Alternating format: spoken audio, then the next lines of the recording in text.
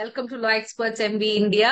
இன்னைக்கு நம்ம பார்க்க போறது செக்ஷன் 12ல இருந்து கண்டினியூவேஷன். செக்ஷன் 12 வரைக்கும் நம்ம ஆல்ரெடி பார்த்திருந்தோம். சோ செக்ஷன் 13ல இருந்து சார் எடுத்த வரைக்கும் நம்ம இப்போ பார்க்க போறோம். ஓகேங்களா? ஆல்ரெடி இருக்க கிளாஸ் வந்து நீங்க கண்டிப்பா வந்து ரிவைஸ் பண்ணிட்டு வந்திருப்பீங்க அப்படின்ற நம்பிக்கையில நம்ம 13ல இருந்து ஸ்டார்ட் பண்ணலாம். 1 மினிட், நான் உங்களுக்கு ஸ்கிரீன் ஷேர் பண்றேன். ஓகே,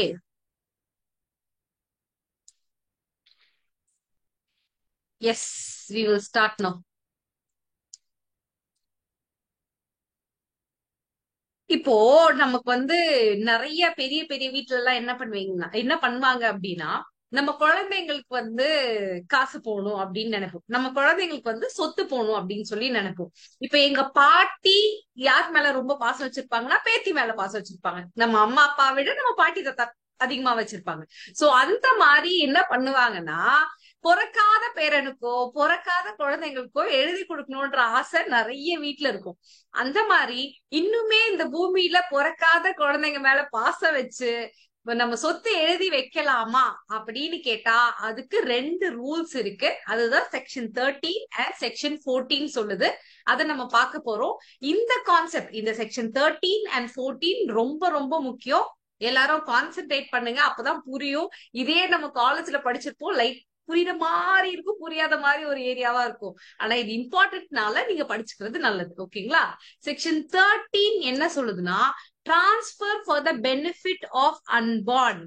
பிறக்காத ஒரு குழந்தைக்கு எப்படி அவங்களோட பெனிஃபிட்டுக்கு நம்ம டிரான்ஸ்பர் பண்ண முடியும் அப்படின்ற ரூல்ஸ் செக்ஷன் 13 தான் சொல்லுது. செக்ஷன் 14ல ஒரு டாக்டர்னு இருக்கு.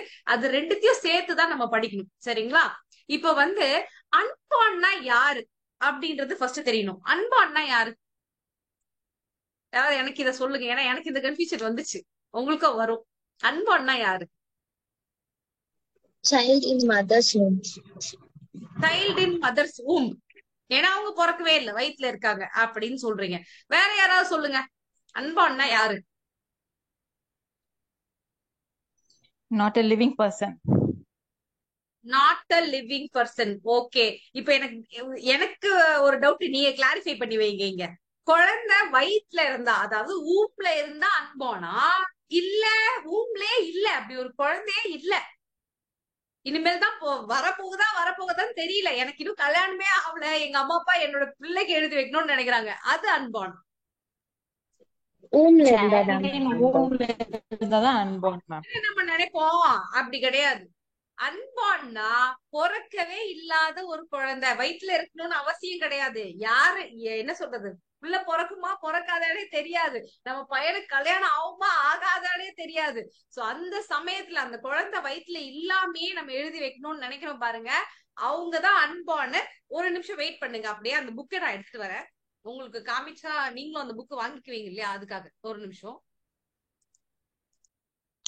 ஓகே, சோ இந்த புக்ல தான் இது கொடுத்திருக்கு. இந்த புக் வந்து உங்களுக்கு பேராக் மாதிரியே சின்னதா இருக்கும், யூனிவர்சல்ல போட்டிருக்க புக்கு. இந்த புக் வேணும்னா நீங்க வாங்கிக்கலாம், ஏன்னா புக் எல்லாத்தையும் கவர் பண்ணி தான் நம்ம கிளாஸ் எடுக்கிறோம். இருந்தாலும் கிளாஸை தாண்டி நான் படிக்கணும் அப்படின்னு சொல்லி நினைக்கிறவங்க பெரிய பெரிய புக்கை வாங்கி எஸ் நீங்க படிக்கலாம், தப்பு கிடையாது. ஆனா இந்த மாதிரி சின்ன புக்ஸ் வந்து ரொம்ப யூஸ்ஃபுல்லா இருக்கும், நம்ம கடகடன் படிச்ச மாதிரி இருக்கும், அதுக்கு வேண்டி. ஓகேங்களா? இந்த புக்கோட ஃபர்ஸ்ட் பார்ட்டை நான் உங்களுக்கு போட்டோ எடுத்து போடுறேன். அன்பான்னா யாருன்னா, இல்லவே இல்ல அந்த குழந்தை, ஊம்ல கூட இல்ல அந்த குழந்தை, அம்மா கருவிலேயே இல்லாத ஒரு குழந்தையதான் அன்பான்னு நம்ம மீன் பண்றோம். அப்போ சைல்ட் இன் ஊம் யாரு? என் வென்ட்ரே சாமரே அப்படின்னு அந்த சைல்ட லட்டின் லாங்குவேஜ்ல சொல்றோம். அவங்கள வந்து எக்ஸிஸ்டிங் ஆளாவே கருதிக்கிறோம். யாராவது மியூட் பண்ணி, எல்லாரும் மியூட் பண்ணிடுங்க. அன்மியூட்ல யாராவது வச்சிருக்கீங்களா? Okay, done. Shilpa please mute பண்ணிடுங்க. ஷில்பா, சுப்ரியா எல்லாருமே மியூட் பண்ணிடுங்க ப்ளீஸ். Yeah, done. ஓகே, இப்ப சைல்ட் இன் ஊம்ப என்னவா நம்ம கன்சிடர் பண்றோம்னா, ஒரு லிவிங் பர்சனாவே கன்சிடர் பண்றோம். ஒரு வயிற்றுல இருக்க குழந்தைக்கு நீங்க எழுதி வைக்கணும் அப்படின்னா ப்ராப்ளமே கிடையாது, எந்த ரூலையும் நீங்க ஃபாலோ பண்ண வேணாம், டைரக்டாவே எழுதி வச்சிடலாம். அவங்க பேர் என்னது? என் வென்ட்ரே சாமரே அப்படின்னு சொல்லி சொல்றோம். சரிங்களா? ஹிந்து லாஸ்ல, இங்கிலீஷ் லாஸ்ல இவங்களை ரொம்பவே நம்ம வந்து இவங்களுக்கு எல்லா. சபிதா கொஞ்சம் மியூட் பண்ணிடுங்க ப்ளீஸ். ஏன்னா நீங்க அன்மியூட்ல இருந்தீங்கன்னா பக்கத்துல இருக்கவங்களுக்கு எல்லாருமே சத்தம் கேக்குது அதுக்காக. ஓகே. சோ ஹிந்து லா, இங்கிலீஷ் லா எல்லாம் இவங்க நல்லாவே ரெகக்னைஸ் பண்ணாங்க. ஓல்டு மொஹமெதன் லால தான் இந்த மாதிரி பண்ணாம இருந்தாங்க. ஆனா இப்ப அதெல்லாம் கிடையாது. கரெக்ட்டுங்களா? இப்ப வந்து டிரான்ஸ்பர் ஆஃப் ப்ராப்பர்ட்டி ஹிந்து முஸ்லிம் எல்லாம் பாக்குறதுல எல்லாருக்குமே ஒண்ணுதான். அங்கங்க சில இடத்துல எக்ஸெப்ஷன் இருக்கும். அதை மட்டும் நம்ம பாத்துக்கிட்டா போதும். கிறிஸ்டியன் விமென்க்கு ஒரு எக்ஸெப்ஷன் நம்ம பார்த்தோம். அது எந்த செக்ஷன் உங்களுக்கு ஞாபகம் இருக்கும்னு நினைக்கிறேன். மேரிட் கிறிஸ்டியன் விமென் ஒரு எக்ஸெப்ஷன்ல வருவாங்க. சோ அந்த மாதிரி இடங்கள்ல நீங்க தெரிஞ்சு வச்சுக்கணும். இப்ப செக்ஷன் 13 அன்பார்ன்னு சொல்றது யாருன்னா, நாட் சைல்டு இன் womb. அவங்க இல்லவே இல்ல, அப்படி ஒரு குழந்தை அம்மா வயித்துலயே இல்ல, அவங்கதான் வந்து அன்பார்ன். சரிங்களா?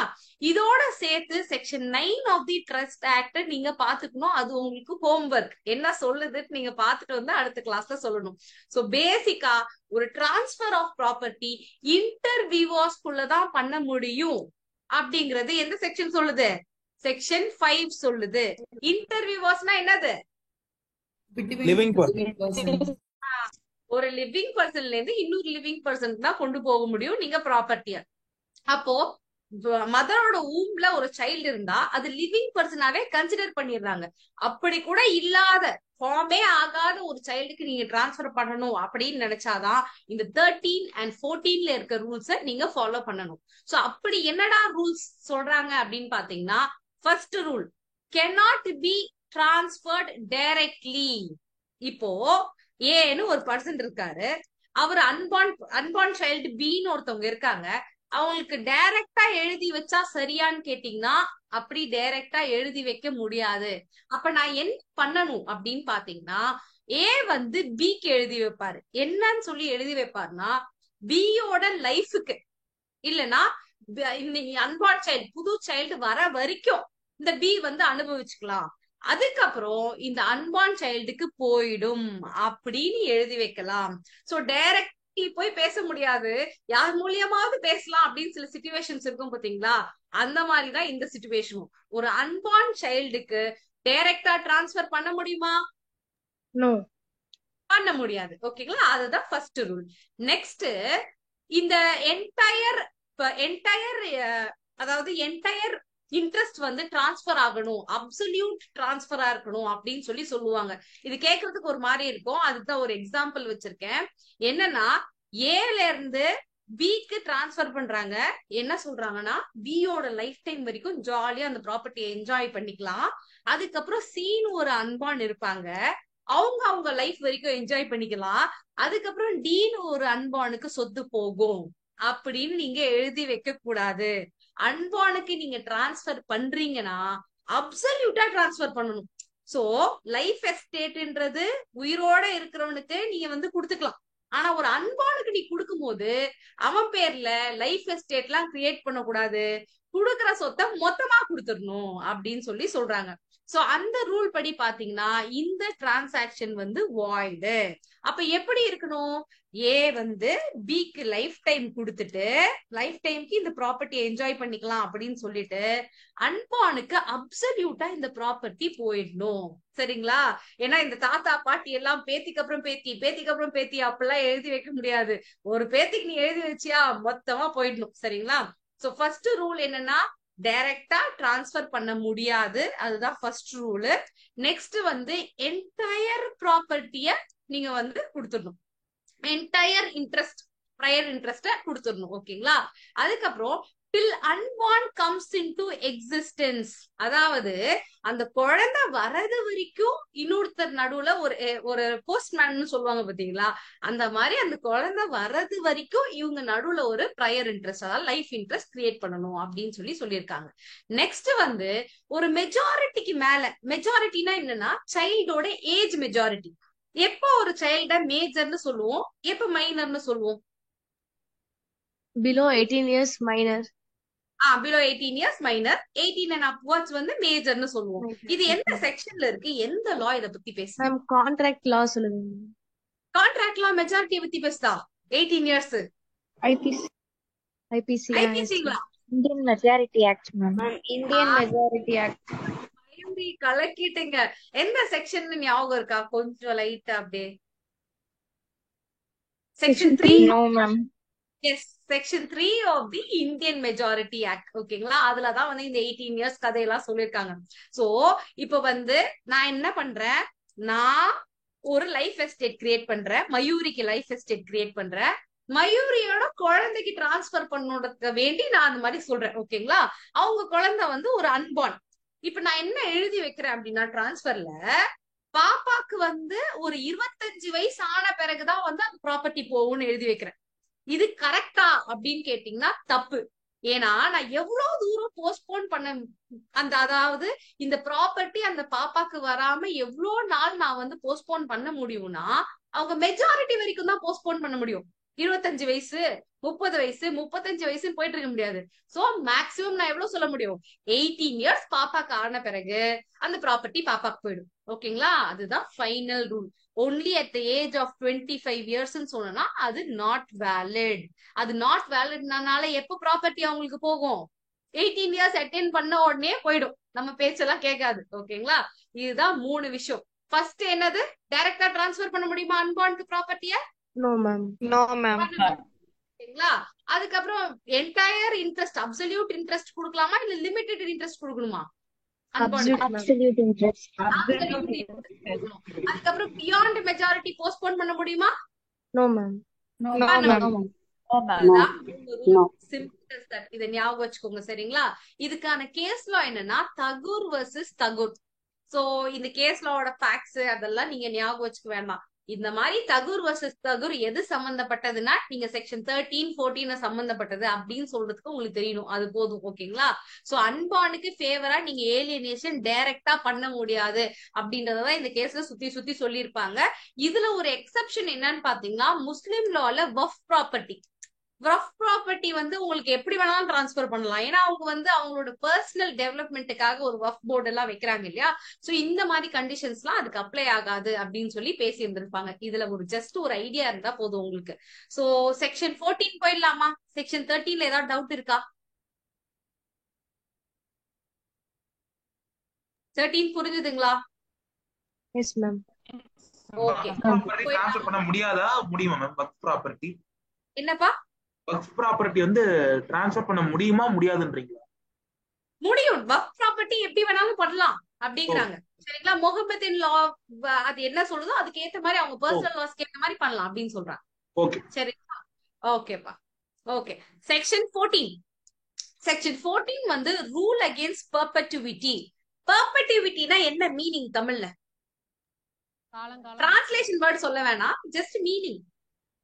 வரையில்லா நிலை மாதிரி ஒரு வர இல்லாத நிலை. இதுக்கடுத்து இதுக்கடுத்து இதுக்கடுத்து நமக்கு வர ப்ராப்ளம்ஸ் அப்படிதான். இப்ப நிக்கும், அப்ப நிக்கும், இப்ப நிக்கும், நிக்கவே நிக்காது, லைஃப் ஃபுல்லா வந்துட்டே இருக்கும் அப்படின்ற மாதிரி பெர்பெச்சுவிட்டினா என்றென்றும் நிரந்தரமாக. ஓகேங்களா, சோ ரூல் அகேன்ஸ்ட் பெர்பெச்சுவிட்டி.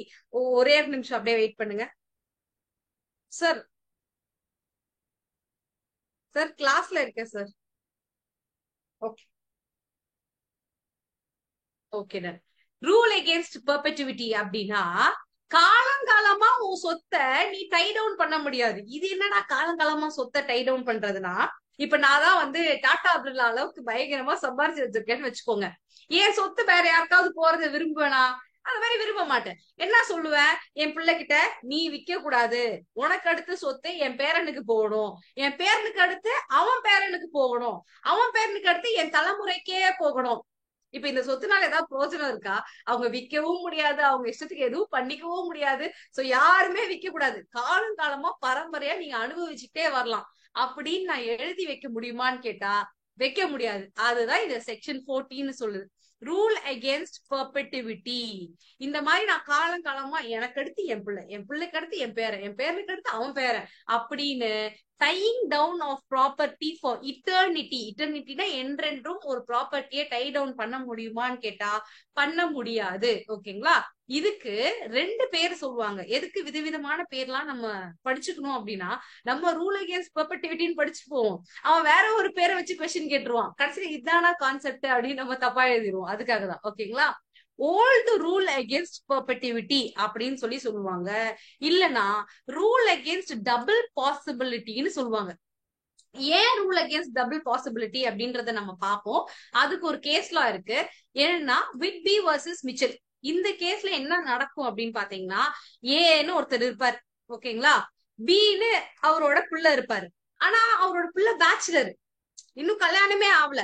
சோ அவரு ஏன் என்ன பண்ணுவாருன்னா, ஒரு சொத்தை அவர் பிள்ளைக்கு எழுதுவாரு. பிள்ளைக்கு எழுதிட்டு unborn parent, unborn child C, ஓகேங்களா, பையனே பேச்சுலரு, கல்யாணம் பண்ணுவானான்னு தெரியாது, கல்யாணம் பண்ணாலும் குழந்தை பெப்பானான்னு தெரியாது. சோ சிக்கு எழுதி வைக்கிறாரு. அதுக்கப்புறம் என்ன சொல்றாருன்னா, சியோட பையன், அதுவும் பையனுக்கு பாத்தீங்களா இவ்வளவு ஒரு இது பொண்ணுக்கு கொடுக்க மாட்டாராம், பையனுக்கு சியோட பையன் டிக்கு போகணும் அப்படின்னு சொல்லி எழுதி வைக்கிறாரு. இது கரெக்டா? 14 படி கரெக்டா? தப்பு மேம். No ma'am. எவ்வளவு தூரம் அவர் எழுதலாம்? சி வரைக்கும் எழுதலாங்க மேம். வெரி குட் ராணி, சி வரைக்கும் அவர் எழுதலாம். அதுக்கு மேல போனா பார்டரை கிராஸ் பண்ணி போயிட்டே இருக்காரு, which is against section 14. சூப்பரா சொல்லிட்டீங்க. இப்ப என்னன்னா, பி கல்யாணம் பண்ணி அவருக்கு ஒரு குழந்தை பிறக்கும், அதுவும் பையன் பிறக்கும் அப்படின்றது ஒரு பாசிபிலிட்டி, ஓகேங்களா, நடக்கலாம், நடக்காம போகலாம். சி கல்யாணம் பண்ணி, அதாவது அவன் பேரன் கல்யாணம் பண்ணி அடுத்து ஒரு பையன் டி பிறக்கும்ன்றது என்னது, பாசிபிலிட்டி மேல இன்னொரு பாசிபிலிட்டி. சோ அது டபுள் பாசிபிலிட்டி. இதுக்கு அகேன்ஸ்டா இருக்கிறனால இந்த ரூல் அகேன்ஸ்ட் டபுள் பாசிபிலிட்டின்னு சொல்றோம். புரியுதுங்களா கான்செப்ட்? Okay ma'am. ஓகே புரியுது. மேம். இப்போ இது பீரியட் ஆஃப் பெர்பெட்டிவிட்டின்னு ஒரு விஷயம் இருக்கு. எது வரைக்கும் ஒருத்தருக்கு நம்ம ப்ராப்பர்ட்டியை எழுதலாம் காலங்காலமா அப்படின்னு பாத்தீங்கன்னா, ஒரு லைஃப் எஸ்டேட்டை நீங்க கிரியேட் பண்ணலாம். அதுக்கப்புறம் ஒரு அன்பார்ன் சைல்டுக்கு நீங்க எழுதலாம். அதுக்கு மேல இன்னொரு அன்பார்ன் சைல்டு நீங்க போக முடியாது. சோ எவ்வளவு காலம் வரைக்கும் நீங்க அந்த ஸ்பேன் எழுதலாம் அப்படின்னு ஒரு கணக்கு போட்டாங்க. அந்த கணக்கு பேசுதான் பீரியட் ஆஃப் பெர்பெட்டிவிட்டி. என்னது, லைஃப் ஆஃப் அ பர்சன். இவர் இருக்காருன்னா இவரோட லைஃப் டைம், அது வரைக்கும் அவர் என்ஜாய் பண்ணிக்கலாம். அதுக்கப்புறமா பீரியட் ஆஃப் ஜெஸ்டேஷன். ஜெஸ்டேஷன்னா அன்பார்ன் சைல்டு முதல்ல கருத்தரிக்கிறாங்க பாத்தீங்களா, இந்த அம்மாவோட ஊம்ல எத்தனை மாசம் இருக்கும் குழந்தை? அடிக்கடி டிவில சொல்லுவாங்க 9 months. 9 months. 10 மாசம் சுமந்து பெத்தங்குவாங்க, ஆனா 9 months தான் இருக்கும். சூப்பர் கௌதம், வேற லெவல். ஓகேங்களா, நீங்க சொல்றது பெரிய விஷயம். ஓகே, சோ பீரியட் ஆஃப் ஜெஸ்டேஷன்ன்றது இந்த 9 months. அதுக்கப்புறம் actual minority of the unborn. ஏன்னா 18 வயசுக்கு மேல நீங்க தள்ளி போட முடியாது. சோ மேக்சிமம் ஒரு ப்ராப்பர்ட்டிய ஒரு அன்பார்னுக்கு எழுதி வைக்கிறோம், இல்ல ஒரு ப்ராப்பர்ட்டிய நம்ம ஒரு ஜெனரேஷனுக்கு அடுத்து இன்னொரு ஜெனரேஷன் கடத்துறோம் அப்படின்னா, அந்த பீரியட் ஆஃப் பெர்பெட்டிவிட்டி எவ்வளவு தூரம்னு பாத்தீங்கன்னா, life time of certain person.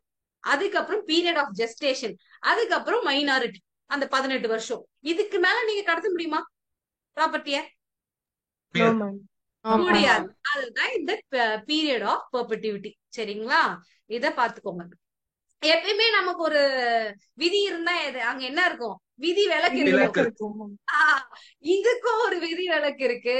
என்ன எக்ஸெப்ஷன்ஸ் நம்ம பார்க்க போறோம். சரிங்களா, ஃபர்ஸ்ட் எக்ஸெப்ஷன்ஸ் சேரிட்டிஸ்க்கு இது அப்ளை ஆகாது. என்ன சேரிட்டின்னு பாத்தீங்கன்னா, இப்ப கோயில் அந்த மாதிரி மடங்கள் அந்த மாதிரி இடங்கள்லாம் இருக்கு பாத்தீங்களா, ட்ரஸ்ட், இதெல்லாம் காலங்காலமா அடுத்தடுத்து போய்கிட்டே இருக்கும்.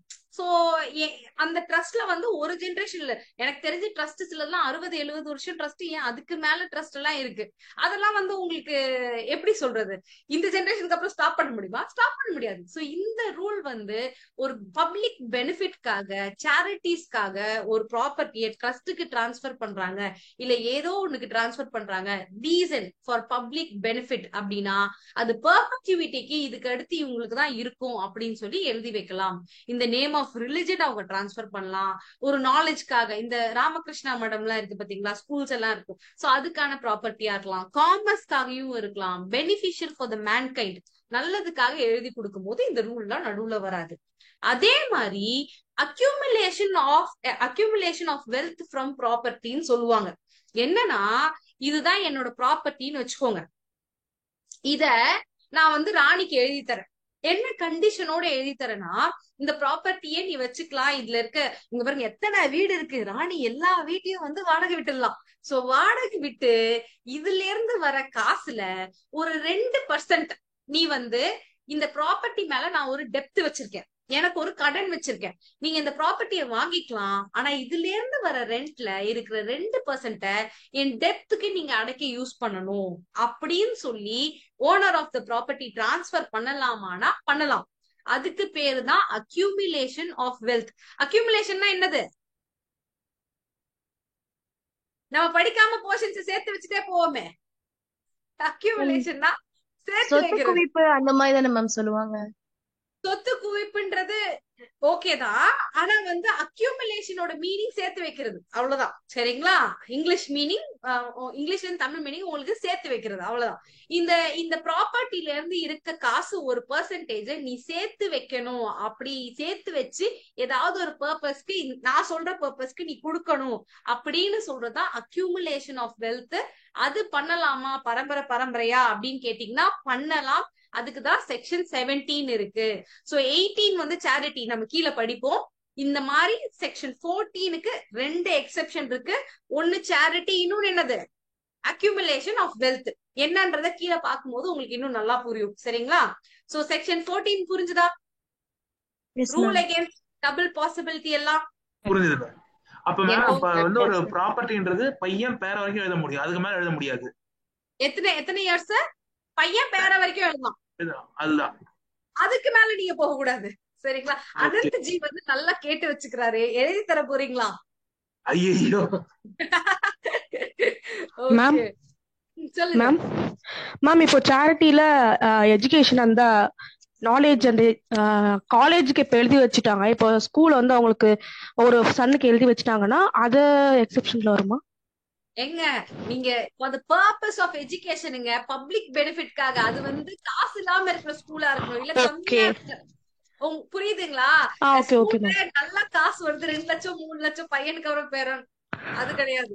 ஓகே ஓகே புரியுதா? Benefit of the public. Okay, done. Okay. இது நல்லா இருக்கே உண்மையாவே இப்படி இன்டர்பிரேட் பண்ணா. ஓகே. சோ செக்ஷன் 15 வந்து கிளாஸ் கிஃப்ட். கிளாஸ் கிஃப்ட்னா நம்ம கிளாஸுக்கே டீச்சர் சில டைம் கிஃப்ட் எடுத்துட்டு வருவாங்க தெரியுமா, சில்ட்ரன்ஸ் டே மாதிரி. அந்த மாதிரிதான். ஓகேங்களா? ஒரு கிளாஸ்ன்றது ஒரு வகையான ஆளுங்க. ஒரு ஓகேங்களா? கம்யூனிட்டி. ஒரு கம்யூனிட்டி, ஒரு பர்டிகுலரான ஒரு என்க்ளோஸ்டு பீப்புள், அவ்வளவுதான். Okay.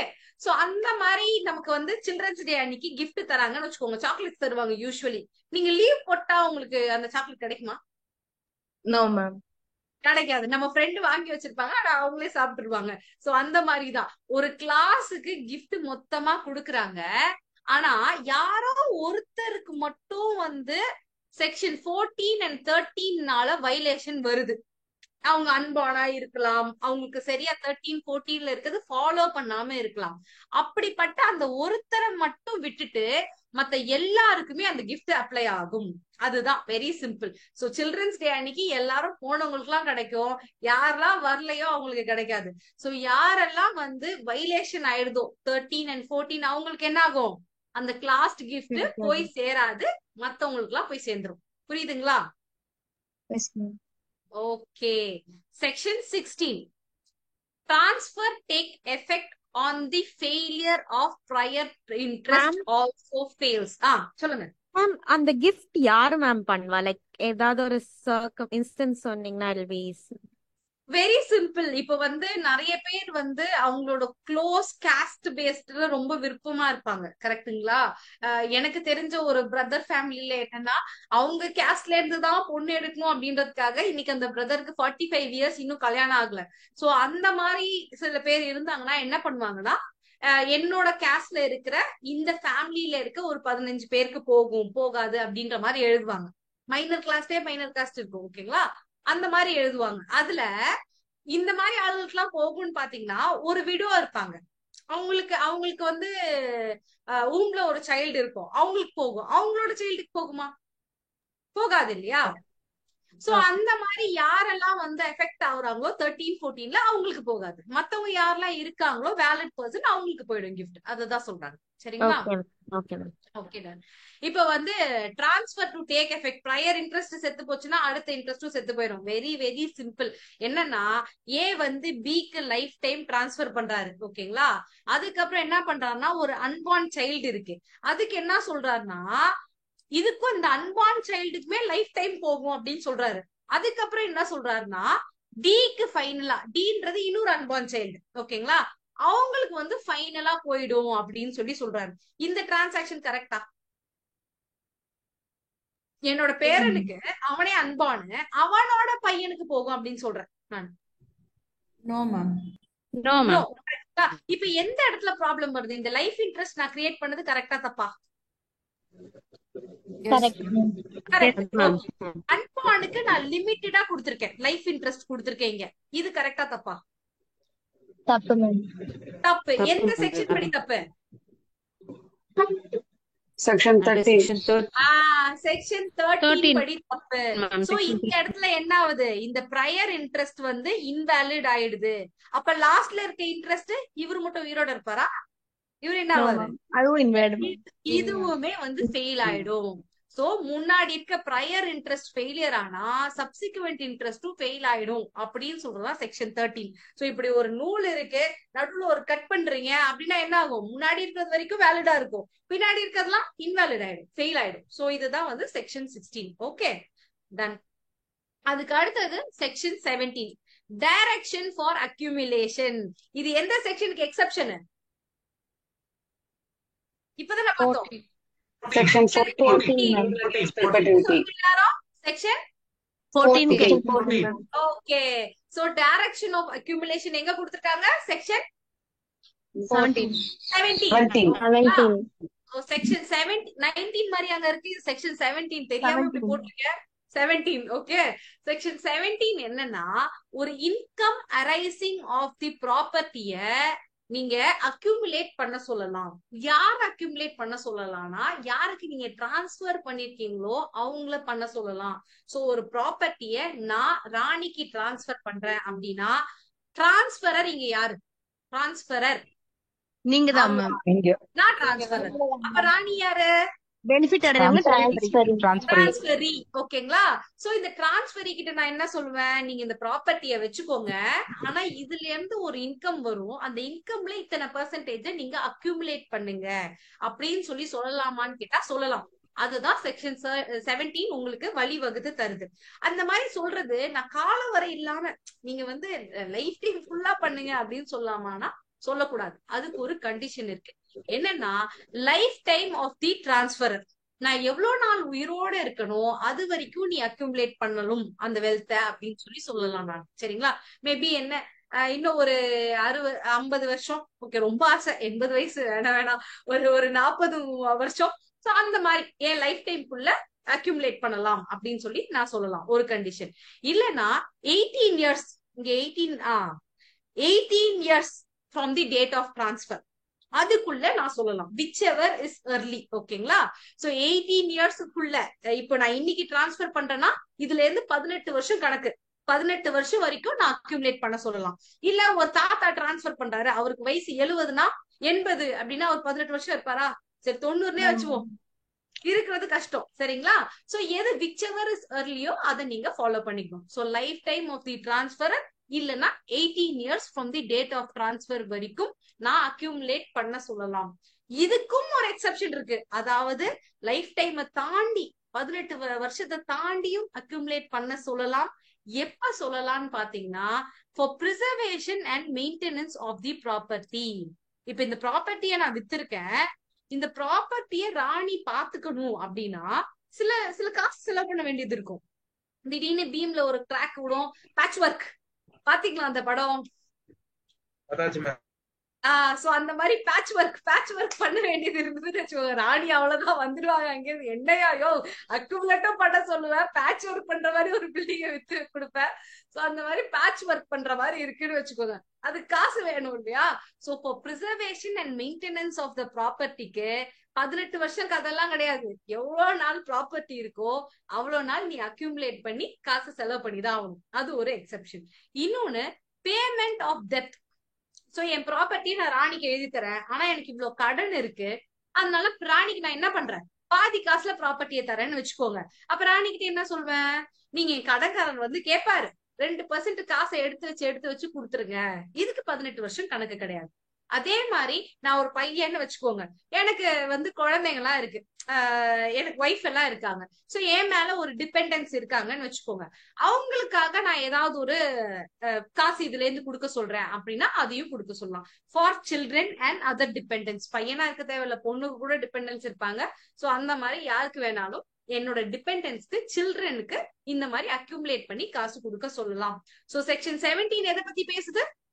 Accumulation of Direction for accumulation இல்ல, அக்யூமுலேஷன் ஆஃப் பெனிஃபிட்னு சொல்லிடலாம். ஓகேங்களா? டைரக்ஷன் ஃபார் அக்யூமுலேஷன், இது நல்லா ஞாபகம் இருக்கும். செக்ஷன் 17 என்னது? Direction for accumulation. அப்ப செக்ஷன் 13 என்னது? Unborn Transfer for benefit of unborn person. ஓகேங்களா? 13 என்னது? Transfer for For benefit of unborn person. Okay. அப்ப section 14 rule against Rule against Rule against perpetuity. perpetuity இல்ல double possibility. Section 15 Class gift. Class gift. Yes. Section 16க்கு பேரெல்லாம் வச்சுக்காதீங்க, நீட்டா இருக்கும். prior interestன்னு Prior ஒரு interest. ஓகேங்களா? தென் section 17 direction for Direction for accumulation. Accumulation. Okay.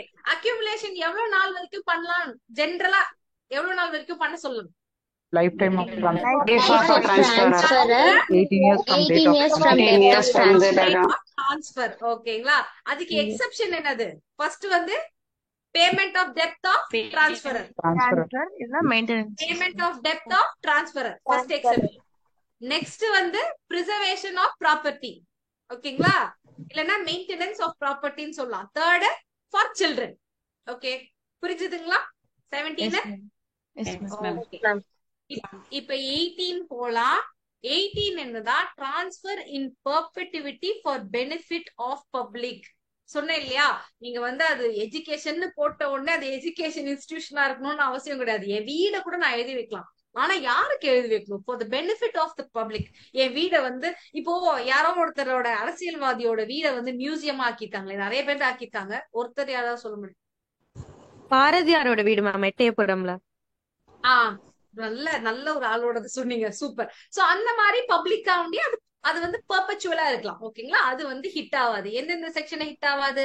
Section 14, 16, 17 எதுவுமே அதை ஹிட் பண்ணாது. அதுதான் கிங். சோ இந்த செக்ஷன் 17 18 எந்த செக்ஷனுக்கு எக்ஸெப்ஷன்?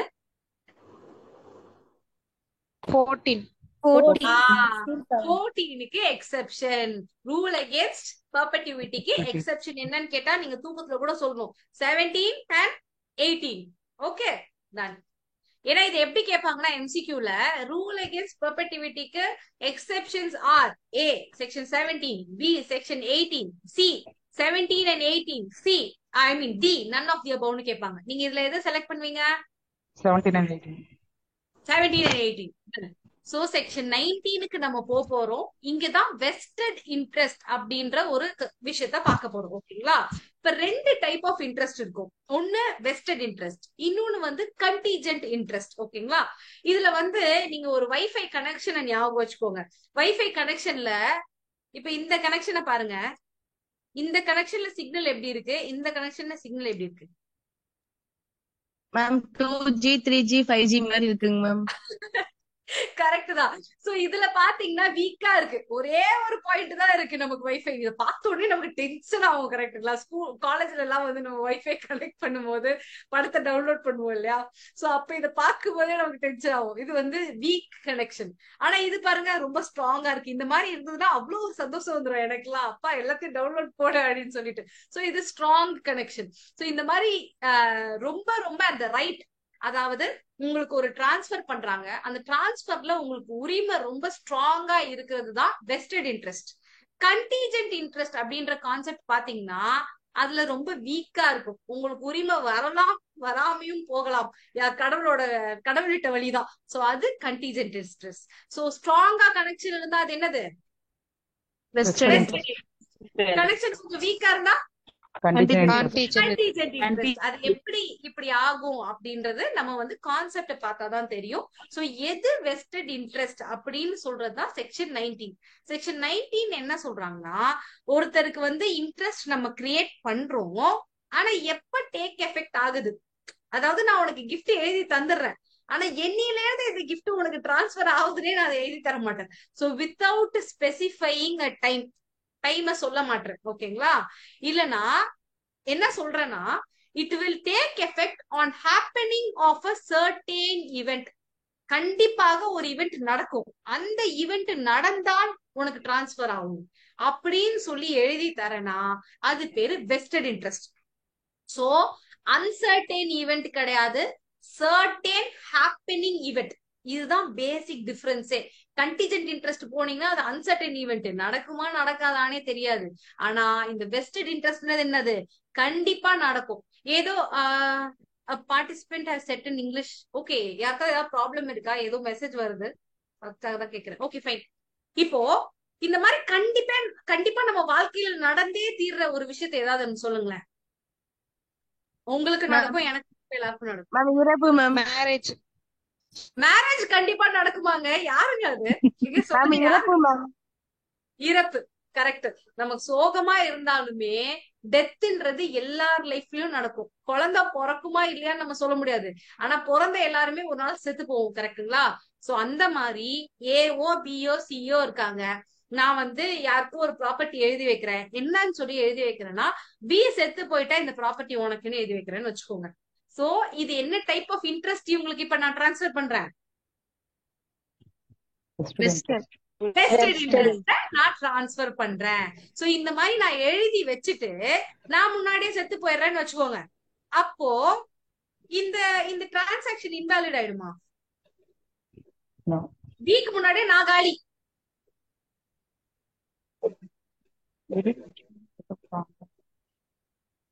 யோசிச்சு பாருங்க. மேம் இட்ஸ் வேலிட் தான் மேம் எழுதிருக்கீங்க. It's valid. சோ அதே பாருங்க, லாஜிக் தான். ஓகேங்களா? அவங்க எழுதி வச்சுட்டாங்கனாலே முடிச்சு போச்சு. இந்த ப்ராப்பர்ட்டி உங்களுக்கு பி செத்து போயிட்டா வரும்னாலே முடிஞ்சு போச்சு. நான் இருக்கேன் இல்லாம போறேன் அப்படின்ற ஒரு விஷயம் கிடையவே கிடையாது. சோ வெஸ்டட் இன்ட்ரெஸ்ட பொறுத்த வரைக்கும் மத்தவங்க யாராவது செத்து போயிட்டா, அதாவது எய்தர் ஆஃப் த பார்ட்டி செத்து போயிட்டா, அதுக்கு வந்து அது எதையுமே பாதிக்காது. இப்ப டிரான்ஸ்பரியுமே செத்து போயிட்டா யாருக்கு போகும்? அவங்க லீகல் ஏர்ஸ்க்கு போயிடும். So it will not effect the transfer. Okay, இந்த விஷயத்த உங்களுக்கு தெரிஞ்சுக்கணும். இப்போ அன்பான் இருக்காங்க இல்லையா? இப்ப இந்த அன்பானுக்கு நம்ம ஒரு ப்ராப்பர்ட்டி எழுதுறோம்னா டைரக்டா எழுத முடியாது, லைஃப் இன்ட்ரெஸ்ட கொடுத்துதான் நம்ம எழுத போறோம். சோ இந்த மாதிரி அன்பானுக்கு லைஃப் இன்ட்ரெஸ்ட கொடுத்து எழுதுறோம் இல்லையா? அப்ப அந்த அன்பானுக்கு இந்த ப்ராப்பர்ட்டி மேல ஒரு இன்ட்ரெஸ்ட் கிரியேட் ஆகுதா இல்லையா? ஒரு இன்ட்ரெஸ்ட் கிரியேட் ஆயிடும். அதுக்கு பேர் தான் வெஸ்டட் இன்ட்ரெஸ்ட் அப்படின்னு சொல்லி சொல்றாங்க. சோ அந்த மாதிரி அன்பானுக்கு கிரியேட் ஆகுற இன்ட்ரெஸ்ட் ஒரு vested interest in favour of the unborn. ஏன்னா அந்த குழந்தை வயித்துல வந்துருது, பிறந்துருது, உடனே அந்த ப்ராப்பர்ட்டி இந்த குழந்தைக்கு போயிடுமா? இல்ல அவங்க மெஜாரிட்டி ஆன பிறகு போகுமா?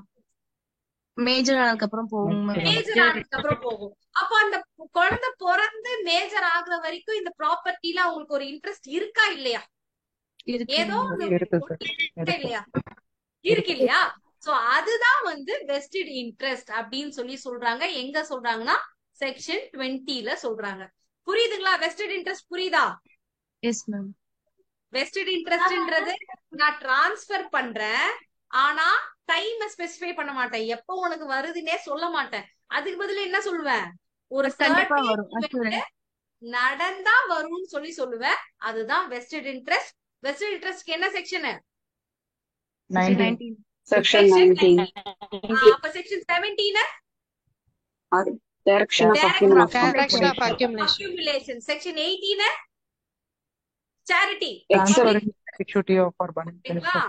Okay, section 18 charity public purpose ஞாபகம் வச்சுக்கோங்க. இப்போ செக்ஷன் 21 இதுல எங்க வராங்கன்னா கண்டிஜென்ட் இன்ட்ரெஸ்ட்க்கு வந்துடுறாங்க. சோ நான் ஒரு இன்ட்ரெஸ்ட் கிரியேட் பண்றேன், அதே மாதிரி டைம் எல்லாம் சொல்ல மாட்டேன்.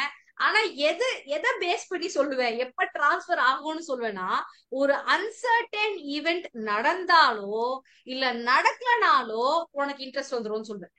அவனாவது சர்டைனா ஏதாவது ஒண்ணு சொல்றான், இது வந்து அன்சர்டன் ஈவெண்ட், நடக்குமா நடக்காதானே தெரியாது, அத பேஸ் பண்ணி உன் டிரான்ஸ்பர் எஃபெக்ட் ஆகும் அப்படின்னு சொன்னா அது கண்டிஜென்ட் இன்ட்ரெஸ்ட். சோ இந்த ஏதாவது ஒரு எக்ஸாம்பிள் சொல்லுங்க, நடக்குமா நடக்காதா அப்படின்ற ஒரு விஷயம். மேரேஜ்.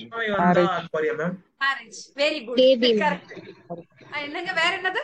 சுனாமி வந்தா ப்ராப்பர்ட்டி. சுனாமி வந்தா அனர்ஜி ஏ சுனாமி மேம் தான் அதான் வருஷம் வருஷம் வந்துருதேங்க மேம். வருஷம் வருஷம் நம்ம ஊர்ல வரலைங்களா, அது வரைக்கும் தப்பிச்சுட்டு போறோம். ஓகே, வேற வேற ஏதாவது மேரேஜ், வேற ஏதாவது சொல்லுங்க.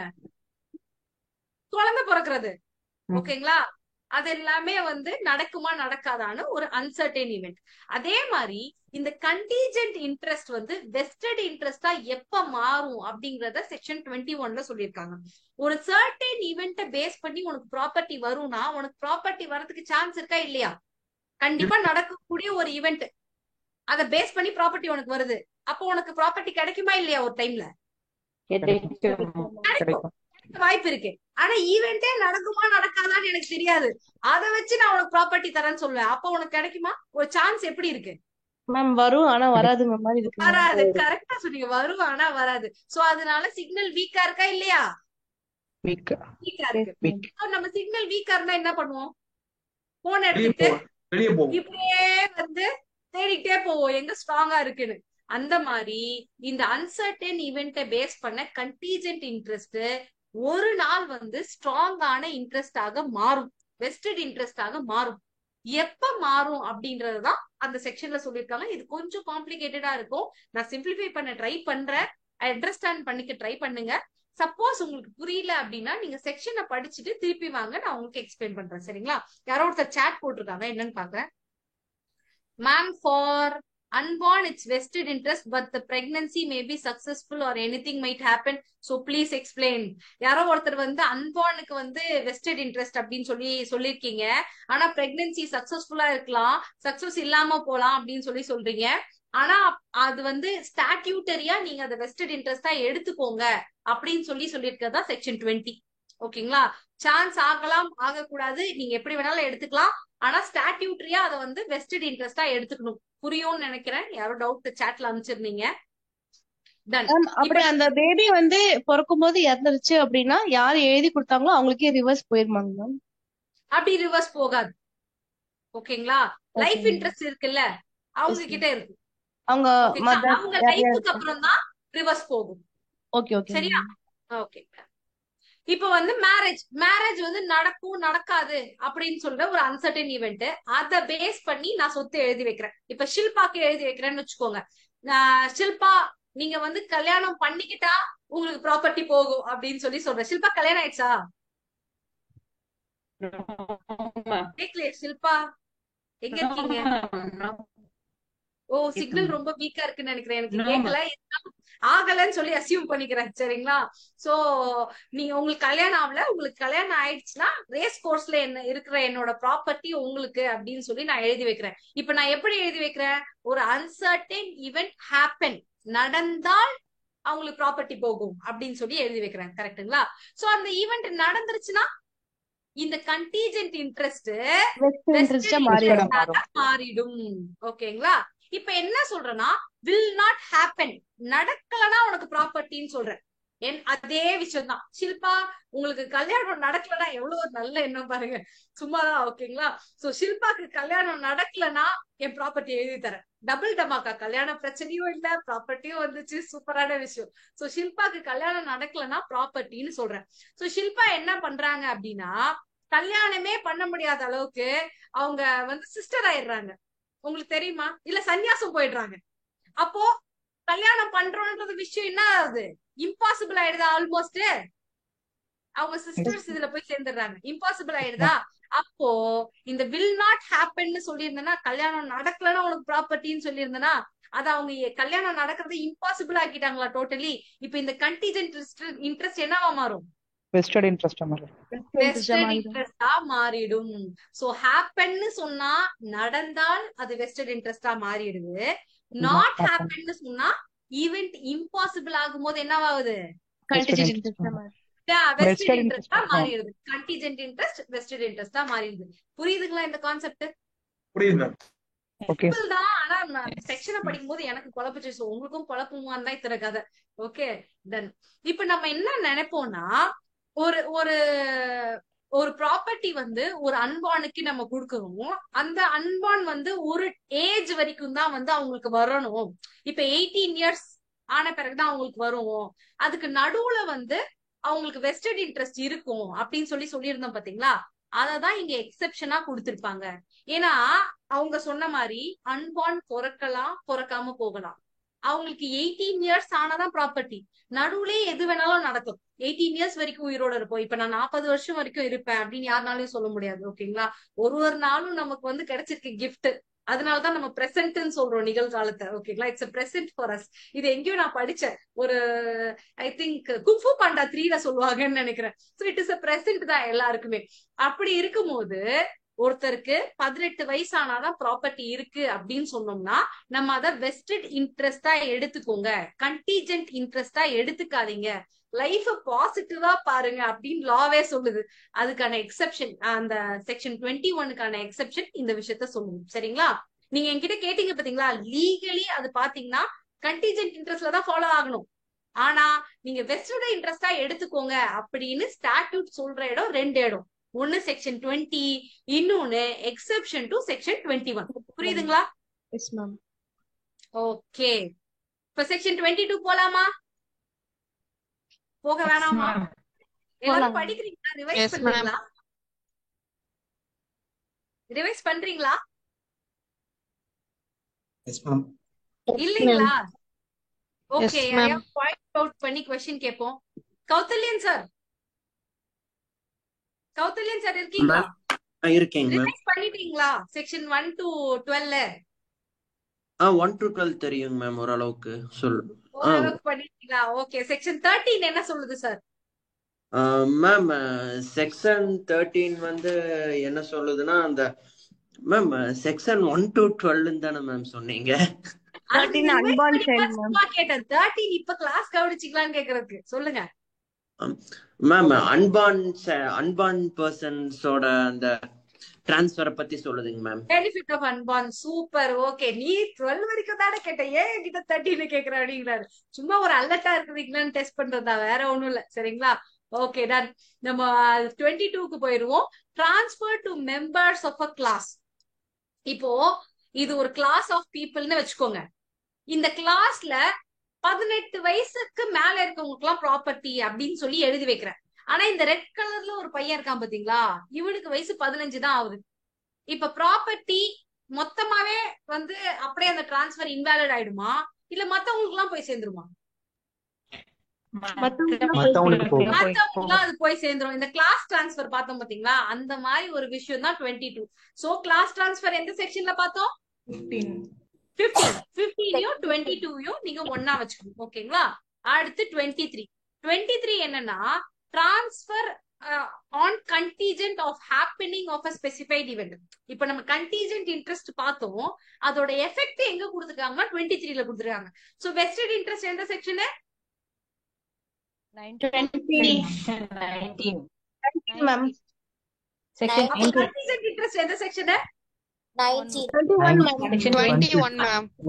21ஓட எஃபெக்ட் தான் நம்ம 23ல பார்க்க போறோம். 23ல என்ன சொல்றாங்கன்னா, இப்போ ஒரு கண்டிஜென்ட் அது நடக்க போகுது, அது நடந்தா, அதுவும் நான் என்ன சொல்றேன்னா ஆன் சர்டன் நடக்க போகுது, ஆனா இவ்ளோ நாளுக்குள்ள நடக்கும். ஒரு டைமையே நான் ஸ்பெசிஃபை பண்ணாம அது ஒரு அன்சர்டன் ஈவென்ட் இந்த மாதிரி நடக்க போகுது, ஒரு ஸ்பெசிஃபைட் ஈவென்ட் ஹேப்பனிங் நடந்தால் உனக்கு டிரான்ஸ்பர் அப்படின்னு சொன்னா அதுதான் உங்களுக்கு கண்டிஜென்ட்னு சொல்லி சொன்னோம்.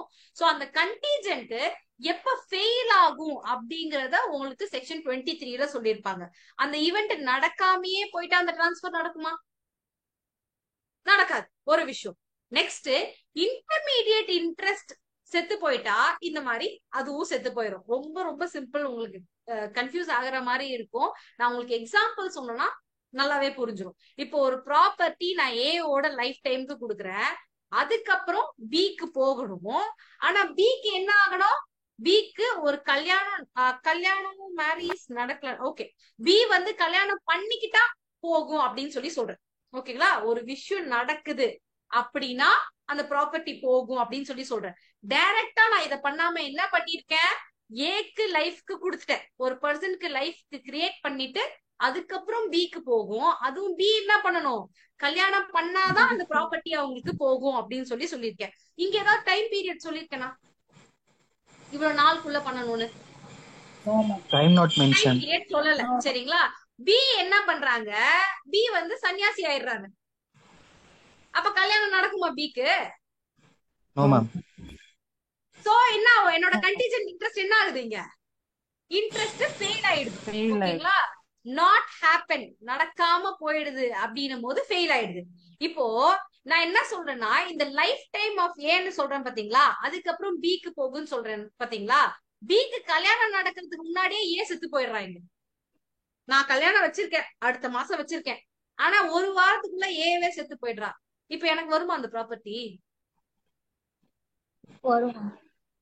வருமா? வராது வராது வராது. வராது. ஏன்னா ஏன் லைஃப் டைம் அப்புறமா எனக்கு வந்து ஏன் லைஃப் டைம் கண்டிஷன் ஃபெயில் ஆயிடும். மேரேஜ் நடந்தா எனக்கு வரும்னு சொல்லியிருக்கேன். அந்த கண்டிஷன் வந்து இவர் லைஃப் டைம்குள்ள நடந்திருக்கும். அப்ப அந்த ப்ரையர் இம்மீடியட் இன்ட்ரெஸ்ட் என்ன ஆயிருக்கு, நடுவுலயே அந்த செயின் வந்து பிரேக் ஆயிடுச்சு. சோ அந்த மாதிரி பிரேக் ஆயிடும் போது அடுத்த இன்ட்ரெஸ்ட் வந்து கேரி ஃபார்வர்ட் ஆகாது அப்படின்றது எஃபெக்ட். ஓகேங்களா, இந்த 23 எல்லாம் கேக்குறது ரொம்ப ரொம்ப ரொம்ப ரிமோட் சான்ஸ். சும்மா இம்பார்ட்டன்டான செக்ஷன்ஸ் சில செக்ஷன் சொல்லுவேன் பாத்தீங்களா, 1 to 12 ரொம்ப ரொம்ப important, 13 and 14 very very super important. ஓகேங்களா, அதுக்கப்புறம் 15 வந்து லைட்டா தான் இம்பார்ட்டன்ட், எழுதி வச்சுக்கோங்க இதெல்லாம். 16 லைட்டா தான் இம்பார்ட்டன்ட், ஆனா 17 and 18 ரொம்ப ரொம்ப இம்பார்ட்டன்ட். அதே மாதிரிதான் what is contingent interest, what is vested interest, அந்த 2 கான்செப்ட் இம்பார்ட்டன்ட். அதோட எஃபெக்ட் எல்லாம் இருக்கு பாத்தீங்களா, அதெல்லாம் அவ்வளோ இம்பார்ட்டன்ட் கிடையாது. இது வரைக்கும் அவ்வளோ சீரியஸாலாம் அந்த கொஸ்டின் கேட்கல, இருந்தாலும் நீங்க தெரிஞ்சுக்கிட்டா நல்லது அப்படின்றதுக்காக தான் இதெல்லாம் சொல்றேன். சோ இது எதுக்காக சொல்றாங்க அப்படின்னு பாத்தீங்கன்னா, ஒரு ப்ராப்பர்ட்டிங்கிறது எல்லா டைம்லயுமே அதுக்கு ஒரு பர்சன் ஓனராக இருக்கணும். இப்போ இவனுக்கு லைஃப் இன்ட்ரெஸ்ட் நான் கிரியேட் பண்ணிருக்கேன், இவன் செத்து போயிட்டான், ஒரு ப்ராப்பர்ட்டி இருக்கு, இந்த ப்ராப்பர்ட்டிக்கு யாரு ஓனரு? நான் கல்யாணமும் பண்ணல, அப்ப என்ன ஆகும்? It revert backs to the revert backs to the owner. கரெக்ட்டுங்களா? சோ அந்த மாதிரி ஒரு ப்ராப்பர்ட்டி அனாதையாக இருக்கக்கூடாது. மனுஷன் கூட அனாதையா இருந்துடலாம், ப்ராப்பர்ட்டி அனாதையா இருக்கக்கூடாது அப்படின்னு ஒரு பிரின்சிபல் இருக்கு. அதுக்கு வேண்டி இந்த மாதிரி ஒரு ப்ராப்பர்ட்டி என்ன பண்றாங்க, லைஃப் டைம் நீங்க ஒரு ஒரு ஒரு நடுவுல ஒரு இன்டர்மீடியட் இன்ட்ரெஸ்ட் கிரியேட் பண்றீங்க, அதுக்கப்புறம் ஒரு கண்டிஜென்ட் இன்ட்ரெஸ்ட் கிரியேட் பண்றீங்க. இந்த நடுவுல இருக்க இன்ட்ரெஸ்ட் செத்து போயிட்டா இந்த கண்டிஜென்ட் இன்ட்ரெஸ்டும் செத்து போயிடும். சோ இந்த ப்ராப்பர்ட்டி யாருக்கு ஒரிஜினலா ஓனரோ அவங்களுக்கு திருப்பியே போயிடும். ஓகே, இதுதான் கான்செப்ட். அதுக்கு அடுத்தது section 24, transfer to such of certain persons are survivors. இது ரொம்ப சிம்பிள், இது கான்செப்ட் நீங்க படிக்க கூடாது, ஒரு எக்ஸாம்பிள தெரிஞ்சுக்கிட்டீங்கனாலே போதும்.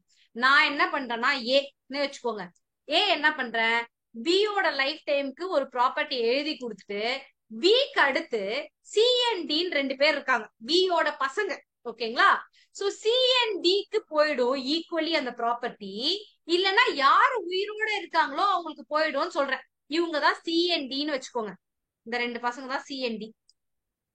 இப்ப என்ன ஆகுது, நானு பியோட லைஃப் டைம்க்கு எழுதி கொடுக்குறேன், அதுக்கப்புறம் பியோட லைஃப் டைம்க்கு அப்புறம் அவங்களோட பசங்க சி அண்ட் டி அவங்க 2 பேருக்கும் ஈக்குவலா ப்ராப்பர்ட்டி போகும், இல்லைன்னா யாரு உயிரோட இருக்காங்களோ அவங்களுக்கு ப்ராப்பர்ட்டி போகும் அப்படின்னு சொல்லி எழுதி கொடுக்குறேன். இப்போ சி தவறிட்டாரு அப்படின்னா இந்த ப்ராப்பர்ட்டி யாருக்கு போகும்? டி. டிக்கு போகும். அதான் இந்த செக்ஷன் 24ல சுத்தி சுத்தி எழுதி கொடுத்திருப்பாங்க. ஆஸ் அ சர்வைவர், யாரு சர்வைவரா இருக்காங்களோ அந்த டைம்ல அவங்களுக்கு அந்த ப்ராப்பர்ட்டி போயிடும். சரிங்களா, அதான் செக்ஷன் 24. Next conditional transfer. நம்ம கண்டிஜென்ட் சொல்லுங்க மேம். செக்ஷன் 24ல இப்ப அந்த இல்லஸ்ட்ரேஷன்ல வந்து பியோட லைஃப் வந்து இறந்துட்டாருன்னா தென் செக்ஷன் 23 will prevail. இல்ல எப்படி சொல்றீங்க? ஏவோட ப்ராப்பர்ட்டி பிக்கு கொடுக்கணும். பி செத்து போல, பி நடுவுல இருக்க இது பி உயிரோட தான் இருக்காரு, சி செத்து போயிடுறாரு, பையன் செத்து போயிடுறாரு. Okay okay okay okay. இந்த இன்ட்ரெஸ்ட் அப்படியே தான் இருக்கு, அவர் இன்டர்மீடியரி நல்லா தான் இருக்காரு. மேம் இன்னொன்னு கேக்குறேன், பி உயிரோட தான் இருக்காரு. சரிங்களா மேம், இதே இல்லஸ்ட்ரேஷன் வச்சிட்டு மேம் இதே இல்லஸ்ட்ரேஷன்ல வச்சிட்டு பி இறந்து போயிட்டாருன்னு வச்சுக்கோங்களேன், மொத்தம் போச்சு. அப்ப நம்ம ட்ரான்ஸ்ஃபர் கண்ட்ரி 23 அப்ளை பண்ணிடுவீங்க சொன்ன மாதிரி. 23 அப்ளை. Correct, very good. ஆனா இங்க பி உயிரோட இருக்காரு. சரிங்களா, okay okay ma'am, okay. So இப்ப நம்ம கண்டிஷனல் டிரான்ஸ்ஃபருக்கு போறோம். கண்டிஷனல் டிரான்ஸ்ஃபர்னா ஒரு கண்டிஷனை டிபெண்ட் பண்ணி, அதாவது ஒரு ஈவெண்ட் ஹேப்பன் ஆர் நாட் ஹேப்பன்றது வேற. ஏன்னா அது உங்க கைக்குள்ள இருக்காது. கரெக்டுங்களா? இது நடந்தால் உனக்கு பெட் மாதிரி தான் வந்து நம்ம வெஸ்டட் இன்ட்ரெஸ்டும் கண்டிஜென்ட் இன்ட்ரெஸ்டும் பார்த்தோம். சரிங்களா? கண்டிஷனல் டிரான்ஸ்ஃபர்னா நான் கண்டிஷன் போடுறேன். நான் என்ன சொல்றேன்னா, நீ வந்து 10 மைல் ஓடினா நான் உனக்கு இந்த ப்ராப்பர்ட்டி எழுதி தரேன். நீ இந்த 4 பர்கரை சாப்பிட்டா நான் ப்ராப்பர்ட்டி எழுதி தரேன். எவ்வளவு நல்லா இருக்குல்ல? இந்த மாதிரி சாப்பிட்டா, தூங்குனா, ஏஞ்சா, அந்த மாதிரி விஷயங்கள்லாம். ஓகேங்களா? சோ பேசிக்கலி என்னன்னா ஒரு ஈவெண்ட் கிடையாது, ஒரு கண்டிஷனை பேஸ் பண்ணி. உங்களுக்கு வித்தியாசம் புரியுதா ஈவெண்ட்டுக்கும் கண்டிஷனுக்கும்? Yes ma'am. புரியுதா? எஸ். சோ அந்த மாதிரி கண்டிஷனை பேஸ் பண்ணி இது நீ ஃபுல்ஃபில் பண்ணா உனக்கு ப்ராப்பர்ட்டி அப்படின்னு சொன்னா அதுக்கு பேர் conditional transfer. Conditional transfer section 25ல ஹேண்டில் பண்றாங்க. எது கண்டிஷனல் டிரான்ஸ்ஃபர் அப்படின்னு சொல்லிட்டு. சரிங்களா? சில கண்டிஷன்ஸ் எல்லாம் நம்ம போட்டா அது வந்து என்னன்னா அந்த அந்த டிரான்ஸ்ஃபர் வந்து ஃபெயில் ஆயிடும். ஓகே, அது என்ன மாதிரி கண்டிஷன் பாத்தீங்கன்னா, இம்பாசிபிள் டு பெர்ஃபார்ம்.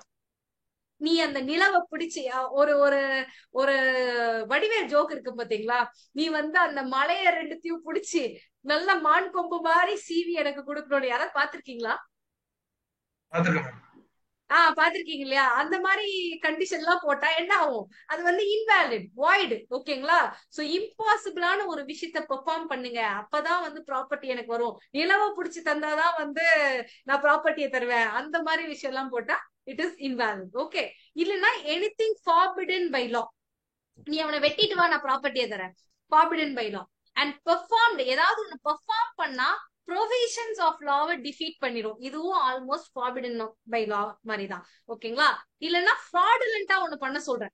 அது ஃப்ராடுலண்ட்னா என்னன்னா, ஒருத்தருக்கு இன்ஜுரி கிரியேட் ஆகுது, ஒரு லாஸ் கிரியேட் ஆகுது. ஃப்ராட்னா உங்களுக்கு என்னன்னு தெரியும் இல்லையா? அந்த மாதிரி ஒரு கண்டிஷனை பண்ண சொல்றேன். இல்லைன்னா ஒருத்தருக்கு இன்ஜுரி நடக்கிற மாதிரி, ஒரு பர்சனுக்கோ இல்ல ஒரு ப்ராப்பர்ட்டிக்கோ இன்ஜுரி நடக்கிற மாதிரி ஒரு கண்டிஷனை நான் பண்ண சொல்றேன். இல்லைன்னா கோர்ட் வந்து அதை இம்மாரல்னு ரிகார்ட் பண்ணுது. இம்மாரலான விஷயம் நிறைய இருக்கு. சரிங்களா? அது லால வந்து எஃபெக்ட் ஆகாம இம்மாரலான விஷயம். அடல்ட்ரி இப்ப எப்படிதான், அடல்ட்ரி வந்து கிரிமினல் ஆஃபென்ஸா இல்லையா? இப்ப இல்ல மேம், கிரிமினலைஸ் பண்ணிட்டாங்க. கரெக்ட்டுங்களா? அடல்ட்ரி வந்து உங்களுக்கு கிரிமினல் ஆஃபென்ஸ் கிடையாது. ஆனா இம்மாரலா இல்லையா? இம்மாரல்.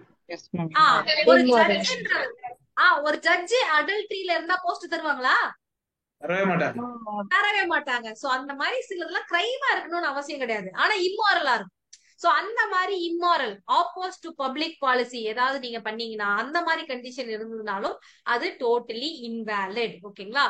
சோ கண்டிஷனல் டிரான்ஸ்ஃபரை பத்தி எந்த செக்ஷன் பேசுது? 25.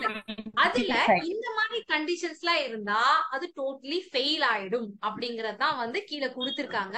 அதை விட ரொம்ப இம்பார்ட்டன்ட், இது அவ்வளவு இம்பார்ட்டன்ட் கிடையாது, ஜஸ்ட் நீங்க போய் பாத்துக்கோங்க, ரிவைஸ் பண்ணிக்கோங்க.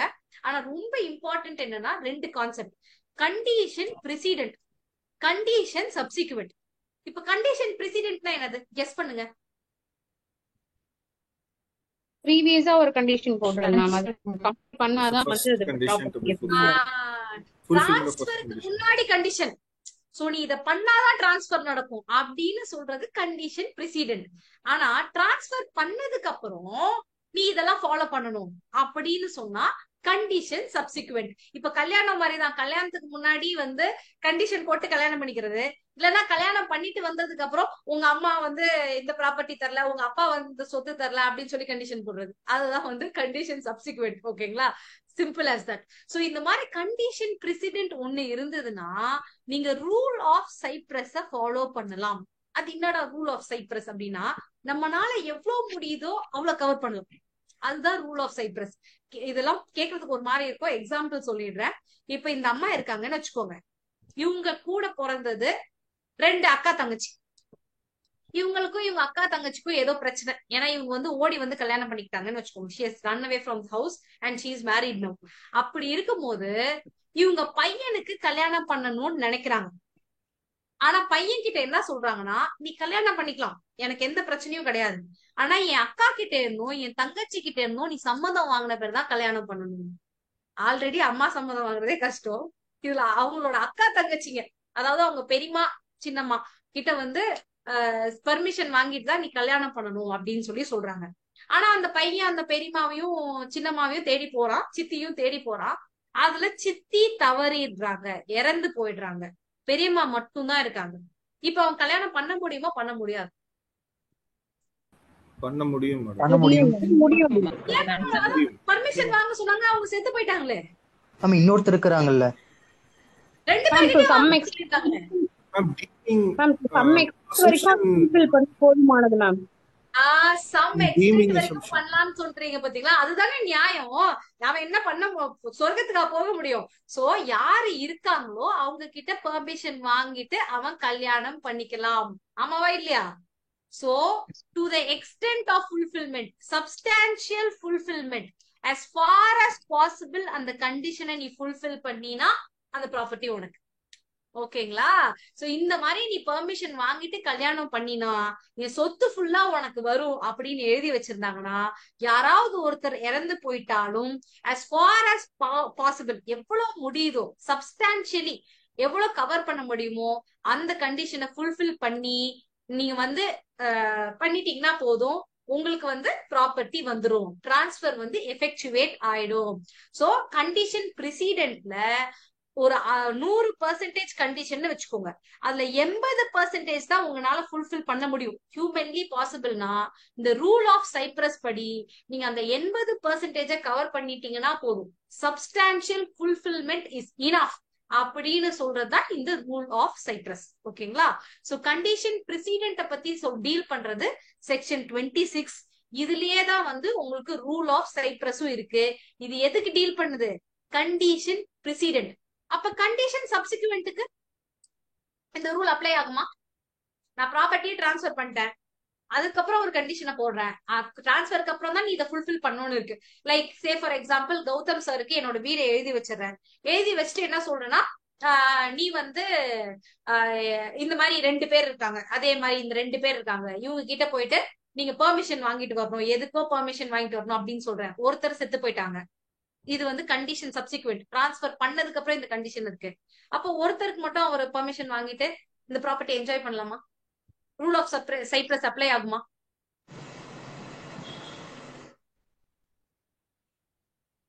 ஏதாவது சொல்லுங்க, பரவாயில்ல, கெஸ் பண்ணுங்க. ஏன்னா நானே ரொம்ப நேரம் பேசிட்டு இருக்க மாதிரி இருக்கு. சொல்லுங்க. இதுவும் பிரசிடென்ட் மாதிரியேவா இல்ல அப்ளை ரூல் ஆகும்? Of cypres. ரூல் ஆஃப் சைப்ரஸ்னா என்னது? ஆஃப்டர் டிரான்ஸ்ஃபருக்கு அதெல்லாம் இல்ல. Okay. Substantial fulfilment as far as possible, என்னால முடிஞ்சது பண்ணா போதும், அதுதான் ரூல் ஆஃப் சைப்ரஸ். அந்த ரூல் ஆஃப் சைப்ரஸ் கண்டிஷன் சப்சிக்வெண்ட்டுக்கு அப்ளை ஆகுமான்னு கேட்டா அப்ளை ஆகாது, கண்டிஷன் பிரசிடென்ட்க்கு மட்டும்தான் அப்ளை ஆகும். சோ சப்சிக்வெண்டா டிரான்ஸ்ஃபர் பண்ணதுக்கு அப்புறம் சில ரூல்ஸ், சில கண்டிஷன் நான் ஃபாலோ பண்ணணும்னு எழுதி இருந்தேன்னா அது ஸ்ட்ரிக்டா நீங்க ஃபாலோ பண்ணியே ஆகணும். சப்போஸ் ஃபாலோ பண்ணலன்னா என்ன ஆகும்? Back to the guarantor, back to the person directed, எனக்கே அந்த சொத்து திருப்பி வந்துரும். ஓகேங்களா? சோ கண்டிஷன்ல கண்டிஷனல் டிரான்ஸ்ஃபர் எந்த செக்ஷன் டீல் பண்ணுது? Conditional transfer 25. கண்டிஷன் பிரசிடென்ட் எந்த செக்ஷன் டீல் பண்ணுது? 26. அதுல கண்டிஷன் பிரசிடென்ட்க்கு என்ன டாக்டரின் அப்ளை ஆகும்? Rule of cypres. அப்ப கண்டிஷன் சப்சிக்வெண்ட் எந்த செக்ஷன்ல இருக்கு? 29. அப்ப 26 அதுக்கு ரூல் ஆஃப் சைப்ரஸ் அப்ளை ஆகுமா? அப்ளை ஆகாது. ஓகேங்களா? மேம் 26 உடைய எக்ஸெப்ஷன் 29 னு சொல்றீங்களாங்க மேம்? என்னங்க எக்ஸெப்ஷன்லாம் கிடையாதுங்க, ரெண்டுமே வேற வேற கான்செப்ட்.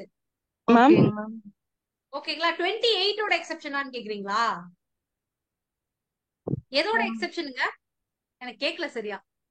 மேம் ரெண்டு வெஸ்டட் இன்ட்ரஸ்ட் சப்சிக்வெண்ட் இன்ட்ரஸ்ட் இருக்கு இல்லீங்களா மேம்? வெஸ்டட் இன்ட்ரஸ்ட் ஏன் இங்க கொண்டு வரீங்க? வெஸ்டட் இன்ட்ரஸ்ட் பத்தி நம்ம இங்க பேசல. Ma'am condition president condition subsequent இருக்கு இல்லீங்களா மேம்? கண்டிஷன் பிரசிடென்ட் வந்து முடிஞ்ச வரை அவங்க ஃபாலோ பண்ணணும், ஃபாலோ பண்ணா அவங்களுக்கு அந்த இது வந்து யூட்டிலைஸ் பண்ணிக்கலாம்.